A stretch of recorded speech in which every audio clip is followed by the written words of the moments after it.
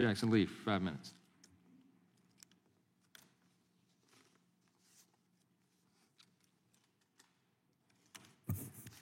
When I think of education, thank the gentleman for yielding, I think of children. And I just left the floor in the midst of the discussion of legislation H.R. 5 that is labeled Parental Bill of Rights. And even in that debate, I refused to engage in who was more for parents than who was not for parents, who had the upper hand, friends on the other side of the aisle or Democrats.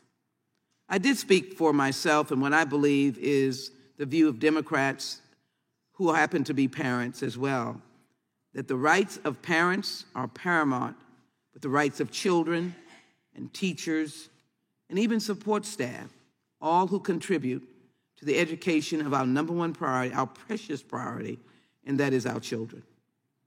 And so I think as I look at this particular hearing, in the back of my mind, I'm wondering, what cause are we here for? Are we trying to enhance a greater opportunity for our children to be educated, to be safe and secure? And when I think of where we are in this hearing, I would wonder whether or not the vast majority of everyday Americans would think that they could not be heard.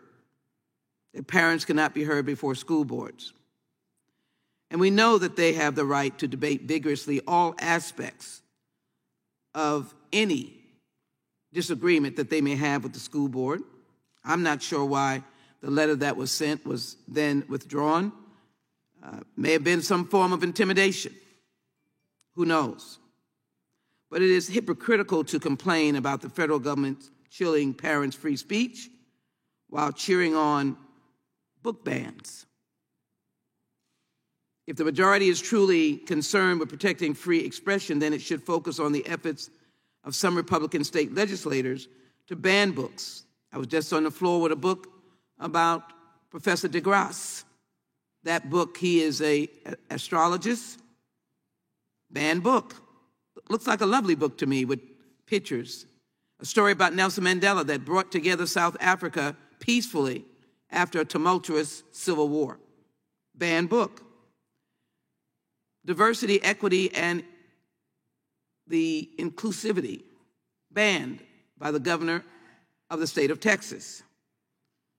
We should all be free to speak with free expression.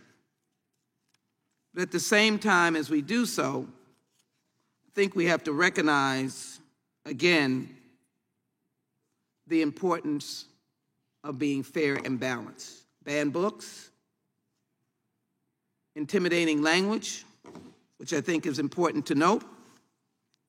The Supreme Court, for example, though we do have a question of what is obscenity as relates to a Supreme Court justice, but obscenity, defamation, fraud, incitement, true threats, speech integral to criminal conduct and child pornography. So white supremacy bias may result in someone's death. Should that not be questioned? Not eliminated, but if it results in someone's death or assault, it is destructive. So, Ms. Johnson, in acknowledging the other witnesses, and I appreciate your presence here today, I do want to hear your answer that you have probably repeated before. This is in the backdrop of board members being viciously attacked by words by very angry parents in the midst of the pandemic. Most of that was there.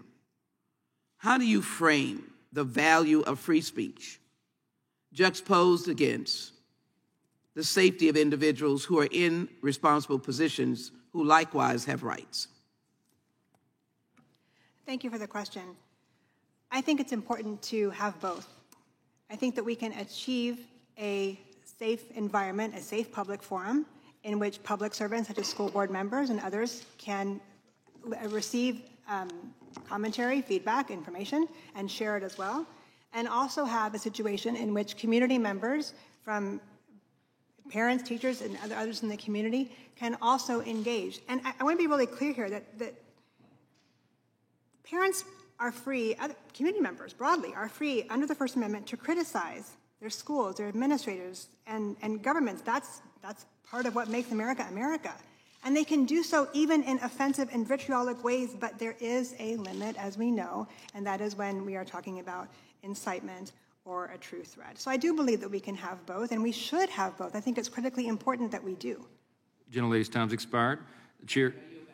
Thank you. The chair recognizes the gentleman from North Carolina, Mr. Bishop. Thank you, Mr. Chairman. Ms. Johnson, I'm